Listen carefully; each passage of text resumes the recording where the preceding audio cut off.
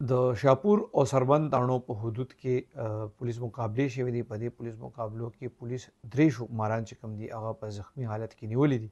د هغې نه اسلحه هم ریکور کړې ده او یو سرکش شوی موټر چې کوم دی هغې ته هم ریکور کړی دی. پهلنی اف ای آر چې کوم دی هغه د شاپور تاڼې کې شوی دی. د هغې وینا دا ده چې ته اطلاع میلاو شوه چې دغلته څه مشکوک کسان موجود دي. د شوکې دپاره پولیس تللی دي چې هغه ملزمان یې نیولی. پولیس باندې فایرنګ کړی دی. بیا پې پولیس هم فایرنګ کړی. دغه دوران کې دوی یو شوکمار چې کوم دی هغه په زخمی حالت کې نیولی دی. هغه بل ملګری تښتېدلی دی. دغسې د سربند تاڼې کې چې کوم اف ای آر درج شوی دی هغې ویي یاره هغې ته اطلاع وه چې په دې د علاقې کې یو الټو موټر سرکش شوی دی او په هغې کې څه کسان را روان دي.